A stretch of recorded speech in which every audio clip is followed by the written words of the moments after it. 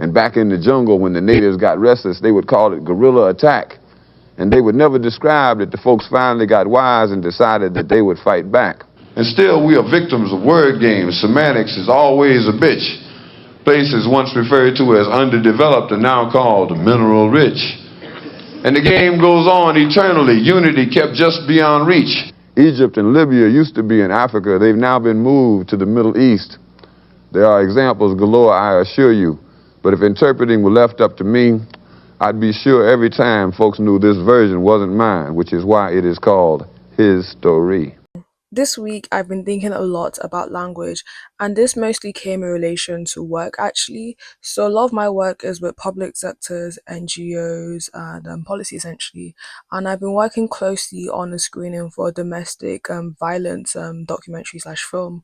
And in discussing this with the person's story who we're trying to tell, the producer slash director, we had this conversation around language and language that's used around victims, especially victims of domestic violence and intimate partner violence.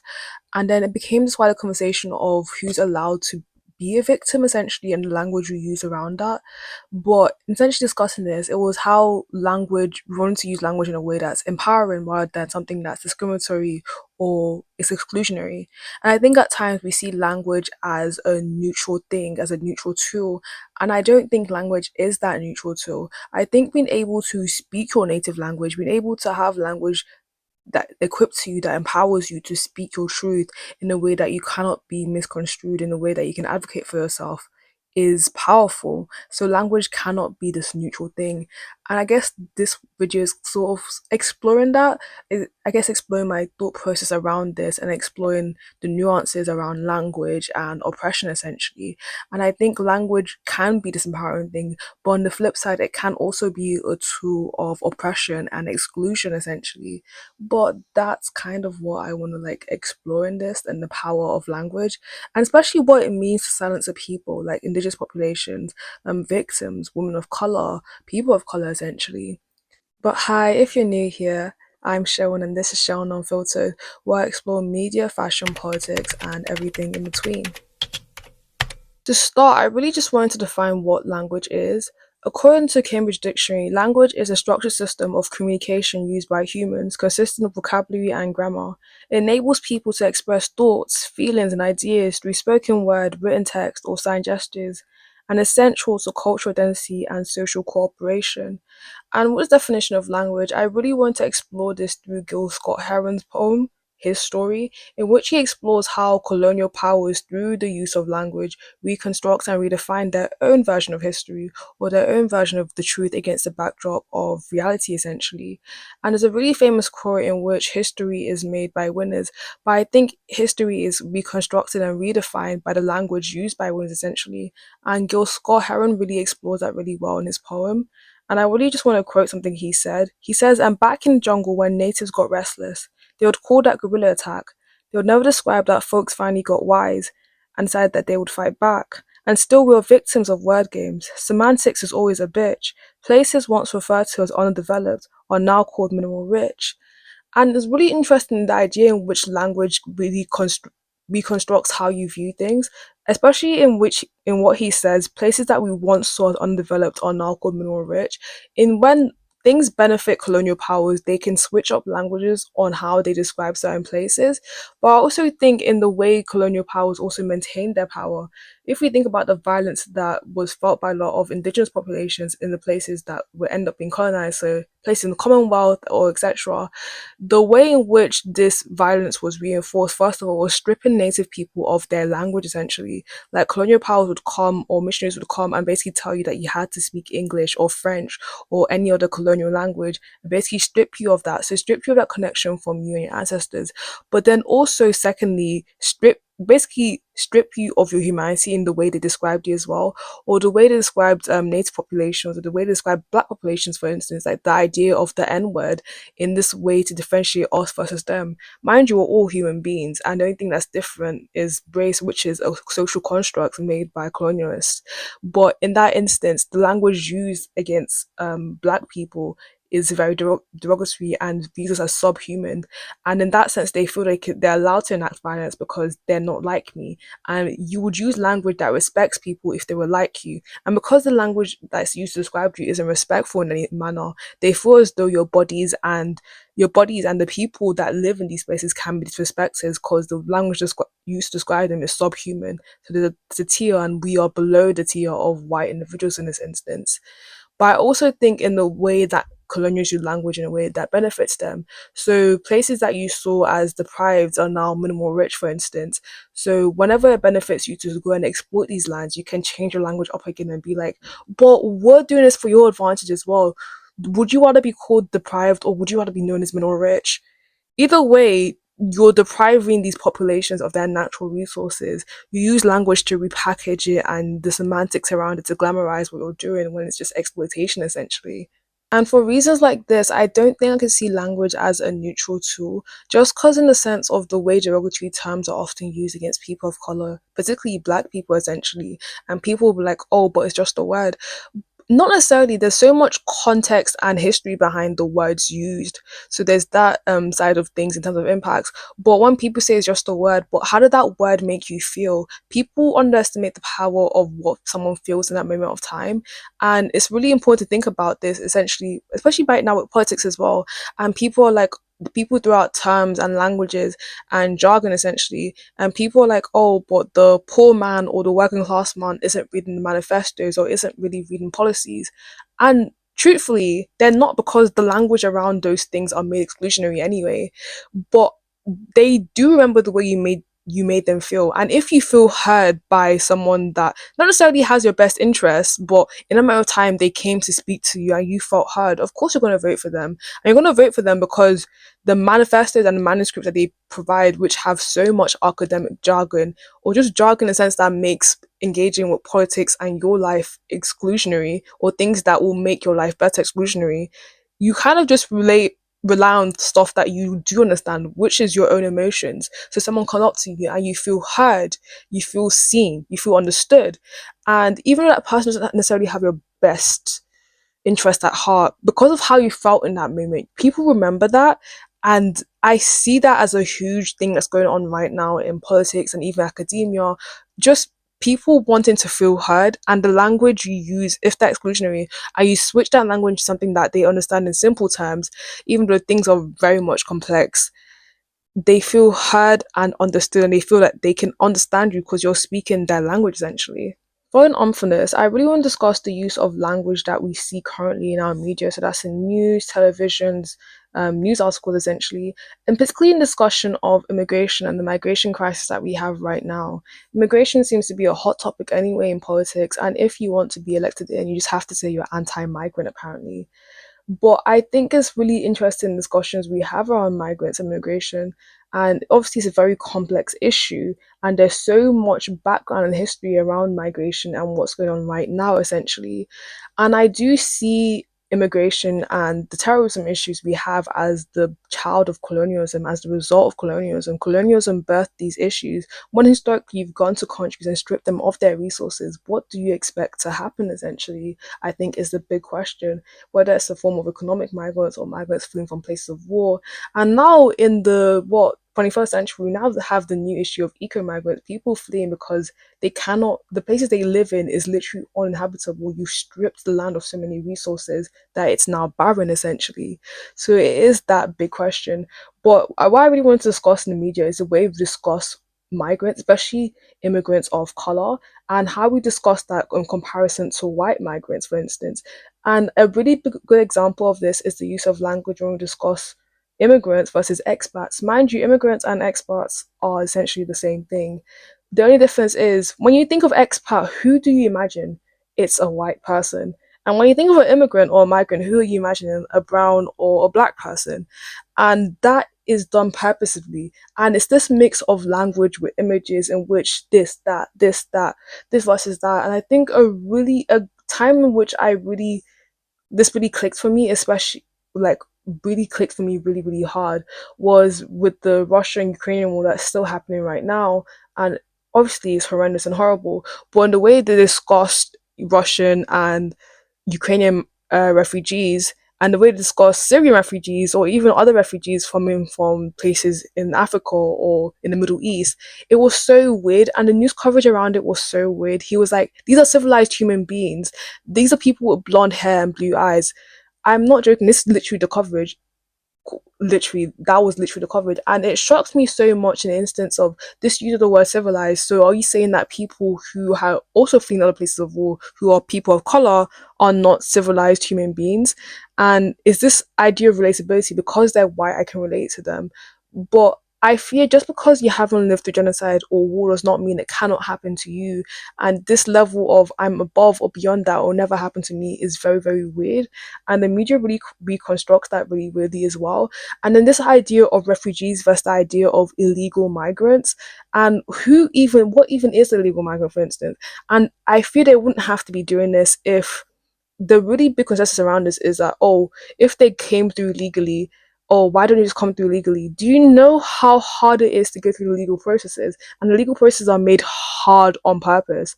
Like, the worlds we live in operate on inequality. If people from the global south decide to just migrate, like, with a legal process that was easy, who do you think they have left to exploit, essentially? So is that question of refugees versus legal migrants, or when there's used this flood or wave of migrants, or they really just dehumanize people and be like, oh, they just come in boats, they just come in. Who's they? These people are human beings fleeing places of war. I promise you they wouldn't go through such extreme circumstances to get to here if there was better alternatives. And I think the media we use to dehumanize migrants, specifically migrants of color, is pretty damning. And then it becomes commonplace when you see these migrants off on the news, because you're so used to language that dehumanizes them. They've lost their humanity in your eyes. You don't deem them as equal to you, or you don't deem them as worth having your empathy. So you get comfortable with the fact that they're suffering on TV, essentially. Something I was discussing with the producer of the film was essentially using inclusive language. And inclusive language, and what I mean is that it's understandable for the average working man. And the film was around domestic violence and intimate partner violence, and obviously targeting women and also particularly women of color. So it's really important to have language that speaks to those communities, essentially. And something I've kind of noticed the further I go into academia and the more I like discover art or contribute to art, or I'm in these spaces, that there's so much unnecessary jargon. I'm not saying that sometimes refinement of words is important, or using quote unquote big words isn't important either, because obviously there's certain stuff I don't think should be dumbed down, or I guess restricted in a sense, or limited in a sense. But I do think there's an overuse of jargon, and this overuse in which you try and look refined in these spaces, and you kind of alienate the audience you're trying to speak to in the first place, essentially. And in discussing that, we're also discussing this construct of who a victim is. I think at times you're trying to make spaces that feel inclusionary with language as well. And the one thing I'd never really want to do was try and make someone feel stupid or dumb. And sometimes the language can be so accusatory. You're not a victim. You asked for this. How do you not recognize this? Like, pointing at victims, or body language is also a form of language actually as well. But I think this idea of being accusatory towards victim, and who deserves victimhood and who's a perfect victimhood, I think for a huge amount of time when we think about womanness and victimhood, we do think of white women, essentially, and white women are easier for the media to depict as victims. But women of color can also be these victims, essentially, against intimate partner violence and domestic violence. And something I was trying to explore in a way that's exclusionary to those populations as well, and say that they feel seen and they feel heard. And it was important that if people recognize those patterns in their own relationship, that they can decide to leave, essentially. But when language feels exclusionary, it's like, he's never used that language against me, or like things feel exclusionary in these spaces. People don't see themselves as victims because they've never been portrayed as one, and people cannot claim or reclaim their victimhood in that instance as well. So it's really important. I think it was really important for me not to use accusatory language or exclusive language, and it's something that I felt for quite a bit. Obviously, I am what you could discuss as well read, but there is this large alienation of like not being inclusive to people who are from working class populations like I am, especially when it comes to academia as well. So it feels as though you don't belong in those spaces, but who does belong in those spaces? And it's important to have spaces like that to be inclusionary for future generations as well. Like, for me, I think one of the things that's really pushed me further in these spaces is that there isn't too many people that look like me. A lot of the stuff that we discuss in policy and public sector and with NGOs, a lot of those policies affect the Y generation. So people who do look like me are affected, but there isn't really enough people who look like me helping make these decisions or inform these decisions. And one of the things I really wanted to pick up on in terms of engaging people who look like me more often is inclusionary language and making these exclusionary spaces. So language equals the inclusionary spaces where people can discuss the arts and people can discuss academia essentially and not be claimed to be some sort of unique essentially, if you get what I mean. But something I really wanted to really explore further is this again, this idea of language as a neutral tool. I do see language as often at times a form of oppression, in which, like I said earlier, being able to speak your native language is a blessing. And something that people always get shocked is the fact that I can speak my native language. I think it's because I also switch between accents. So when I speak English, I speak like this, but Timba so Yoruba, mo so Bai. Like I can switch between accents. I think I have that privilege, and because that privilege of being of someone that has lived in both countries essentially. But I really want to discuss something by Toni Morrison, in which she says in her speech when she won the Nobel Peace Prize, oppressive language does more than represent violence. It is violence. And that was sort of like a eureka moment for me in this when I was really just reading up on like any work around language and language inclusivity. Toni Morrison, through so many of her books, creates spaces essentially for black individuals and individuals she sees on a daily basis and people who looks like her to be engaging with those books essentially. But I also think she does that through the language she uses in those books, in which the languages are easily accessible essentially for someone who wants to engage in that type of world of literature essentially. Toni Morrison discusses language not just as a tool, but language can instead be seen as some sort of weapon. In this context, oppressive language is violence because it diminishes human dignity, like I said earlier, in the way we discuss certain groups of populations of people. But also, it reinforces social hierarchies in this us versus them idea, of which you describe them as subhuman, and because you don't see them as human and the language you use isn't with empathy or respect, you don't treat those people with respect or empathy essentially.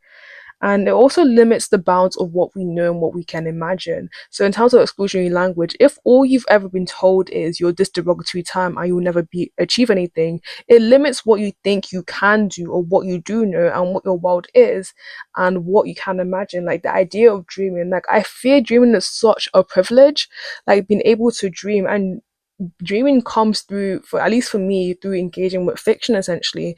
And when that fiction was accessible and I read characters who looked like me, I dreamt that things were possible, and language does have that influence. But in that same way, language has that opposite influence, in which it is a tool and a weapon of violence, in a way that I don't see myself as someone who will ever achieve anything as well essentially. Outside of this, I wanted to take a nuanced view on language, and it was because of this discussion I had with my friend essentially. And we both speak Yoruba pretty decently, I think. And he essentially says that he gets frustrated at the fact that he dreams in English. And it took me back to this, I forgot what movie it is, I think it's Past Life, and in which her husband says to her, "You dream in a language I cannot understand." But for him, in this instance, it was that he had this frustration that he dreamt in a colonial language. He says, "I think in English and I speak in Yoruba. I hate the fact that I have to think about some and then sometimes translate it." For me, I think there's a lot more nuance in it, in which I think in both English and Yoruba. Like there's certain times I feel like are so English is such a limited and restrictive language, especially for other people who speak other languages that aren't like English. And yeah, so in that discussion, I ended up going through this deep rabbit hole, and I had like there was this book that was in my library for a hot minute, which was Franon's Black Skin, White Mask, and I ended up reading that, and it really just opened my eyes into the way I also view language. Essentially, it was something I've been thinking a lot for a while, and the impacts of which colonizers have had on the people they colonized, but I really didn't have a way to voice it essentially. And in Frantz Fanon, Black Skin, White Mask, he says to speak a language is to take on a world, a culture. And he basically explores this idea of language via colonialism as well. And he really touches on a point that I couldn't really couldn't really explain too well before, but I can explain a lot better now through reading his work. Essentially, the way colonized subjects, especially I'm speaking from like someone who's lived in Nigeria, and the fact that Nigeria was colonized by the British, is that colonized subjects adopt the colonizer's language to gain humanity and status. Like I said, language is sometimes a tool of oppression and war and of violence, and in which is if when it's afflicted on indigenous populations, for instance, you kind of lose your humanity with the language that they use on you, but you feel as though you gain some humanities back if you heed to the oppressor's rule. So if I use your language, if I speak your language, do you see me as equal now? Do you see me as able to sit on this table and to discuss things on equal terms now, essentially? And this sort of feeds into my other frustration, as something that really frustrates me is the way that people look down on native languages that aren't necessarily Europeans or a colonized like language, for instance. So, for instance, English is a colonized language, French is a colonized language. This will piss some people off. For Arabic, on some levels, also a language of colonization. Like a lot of countries speak Arabic that necessarily wouldn't have spoken Arabic if it wasn't for the Arabic expansion, for instance. So that instance, and I feel as though people sometimes look down on languages outside of languages that are European or languages of that stand, for instance. And I see that a lot, especially with like sometimes with Nigerian population as well. And this happens even in Nigeria itself, in the way that people look down sometimes on the Nigerian accent. So Nigerian accents basically transform itself from essentially when the British were still there in the 60s. And it was more of a transatlantic accent. You could hear the Nigerianness, but it was definitely much more transatlantic to what we have now, which is essentially the Nigerian accents that you know and you love, and the way I'm speaking right now, essentially. But I feel like even the way I'm speaking it, I'm not fully delivering what the true impact of a Nigerian accent is. And it's so weird to me that people look down on that. But I feel as though the more we separate ourselves from colonialism is the way we're getting back to our true native language. So there's also that instance. But I also think people look down on like bridges of English. So the way people look down on patois or the way people look down on pidgin pisses me off specifically. And people were like, "Oh, I love your accent. I love the way you speak so much," and that's okay. But I think you can compliment one thing without like demean something else as well. So especially when people see pidgin as broken English, and this is where my frustration really gets to a max, because pidgin is clearly not broken English. Broken English implies that you're trying to speak English. Pidgin is not trying to do that. I see Pidgin as a bridge language, especially in a country like Nigeria where there's so many other languages taking place. Pidgin ends up being this bridge language in which, yes, there's an English base, but the use of other languages that you take language from Igbo, from Yoruba, from other like cultures in Nigeria, essentially the bridge language to speak towards the how many million people, like the most populous nation in Africa, essentially. So to how many other million people, and that's also the impact of colonialism. Like if we think about Nigeria as a country, it wasn't supposed to be constructed in that way. There's so many different cultural groups living together, essentially, that make Nigerians up. So that's I think there's some frustrations around that. But I think Frantz Fanon really explores that really well in the instance of the way we also see accents and code switching, and this is for me both within accents of like, oh, using a Nigerian accent and using an English accent, and the way in which a lot of people would respect you more if I spoke like this, and using this colonial accent becomes educated. But if I used a native accent, you see me as below, or you see it as embarrassing that, oh, she's trying to speak English with her Nigerian accent, which I find so weird. So when people use terms like freshie, for instance, or African bootlicker, I do side eye people because that's such weird behavior. I also do think sometimes, like, well, for instance, the conversation we often have in like that diaspora is being able to speak your native language. And this is something I feel like a lot of Nigerian American kids and also British Nigerian kids or just Nigerian kids that happen to be British can have this discussion about. And there's this disconnect and a jump because I was having this conversation with a mutual of mine on TikTok and he's Nigerian American. Essentially saying, "Oh, I wish my parents had emigrated here. You guys definitely have more of a cultural base in the instance of oh, you guys like the way you guys speak the language and the way you guys like do cultural stuff all the time," which I do see is partially true, but there's also this nuance in which a lot of people here, obviously, they have that cultural reverence back home, but they don't speak the language because their parents looked down on language for so long, and now they're adults and they don't speak the language and they feel pissed off or they feel like they've missed half their culture essentially, or they feel like half their soul is missing in that instance. But I think what he was saying as an African American kid is that there was so much discrimination of him being African whilst living in America that was so called that made a lot of them not really claim or hone too much to their culture in that instance, and the Americanism overtook whatever aspect of culture was left for that.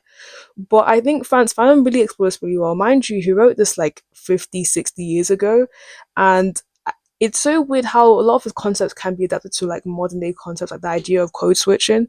So like code switching at work, for instance, and like language I wouldn't. To be fair, code switching at work is this has like tiers to it because there's like language you wouldn't use at work, for instance. Like, would you say like swearing is code switching, or would you say that I don't know, like using like street terms or street slang or AAV is code, like not using that is code switching. Because I think is yeah, it's definitely, I feel like there's a time and place to say stuff. So that's one of the question nuances. But what people see essentially as professional, essentially, and I guess sometimes code switching can just be exhausting as well. Like it feels like you're living two different lives. But I also think there's this nuance in which people also associate intelligence with proximity to whiteness. And Fanon asked this big question, I think, is what happens psychologically when your humanity feels conditional to how closely you are intimate with the colonizer, like how closely people perceive you to whiteness and this degree to whiteness. I think that's where we can start to have more honest conversations around this. And I think, yeah, I just really think it's interesting because it feels as though, like the title of the book, Black Skins, White Masks, we're putting white masks on when we go to work and the language we use sometimes. So, yeah, I think it's interesting. And but I also think what's really interesting is the colonization of language, like language from groups like African Americans and their use of AAV, and the way sometimes white groups will colonize that for profit. So you look down the language for so much, you look down on this dialect of English for so long, but when it seems profitable and it seems chic and cool in the market, even though you use it in the wrong way, you'll now want to use it. And so when people are like, "Oh, it's just words," or just like that, I do feel that African Americans have the right to get pissed off because that is their culture essentially. And I would be pissed off if someone was pulling that BS. You know, Nigeria's always pissed off anyway, kind of thing. Like it'd be like, "Shobadu, like, are you okay?" But yeah, I think it's one of those nuanced conversations we have around language. But that's why, like I said before, it's really hard to see language as a neutral tool and be like, it's just words. When words mean so much, there's so much context and meaning behind words, but also the way you feel when these words are said and uttered, and also the way you feel when you say these words as well. Like I feel so empowered when I speak Yoruba. Like when I said, like it reminds me of that scene in Modern Family, and when and Gloria gets pissed off and she's like, "Do you know how smart I am in Spanish?" And I feel like that's the truth for a lot of our parents or people who are first gen migrants. Sometimes I feel like that for me as well. Like when I first moved back here from Nigeria, so context, I was born in the UK, moved back to Niger for a bit. So I did like a lot of my early schooling in Niger. I came back with a Nigerian accent and I was bullied heavily. And it was so weird to me because like at home all we spoke was Yoruba. So I think I'm appreciative of that. But it led to such an ostracizing, what's the word? It led to me just being ostracized so much that sometimes I don't know. As an adult now, I think I'm definitely more appreciative of the fact that I had culture at home. But you get what I mean? Sometimes it does lead to some level of resentment in way in which I wish you could be more culturally accepting of my language like I am of you. Like English seems to be center of the world, but it's not center of my world. And I think I wouldn't want to like constantly live like that. But I think colonialism done a big turn on a lot of us in the sense that colonialism has worked so much that the colonized people also police themselves and this hierarchy of how we speak English. Like my cousins that live in Nigeria, the pretentiousness in which they speak English, not necessarily the fact that they speak English, but there's this accent that they use in like international or like grammar schools that's quite pompous, and it's not in a way that anyone that does speak English like natively would speak English. So I think it's just really interesting. Yeah. But I'm kind of on a run around the end. But I would like to know what everyone's discussion is around this. I do see language as not a neutral tool. I just want to know if people saw it as that, or like what their relationship with their language is, a native language if you speak it, and any like regrets you have around that, or what you really like about it. But yeah, it would be great to hear some discussion or nuances around this. Actually, talking about discussion, there is some things I would want to raise actually. First being, I can't lie, the comments. I do try and get through comments when I see them. My YouTube notification doesn't really work too much, but one of the comments said that you guys would like a forum or like a live or like a Zoom. What do you guys necessarily want out of that? I'm open to doing that, but yeah, let me know in the comment section. Please like, share, subscribe. But thank you for watching. Bye.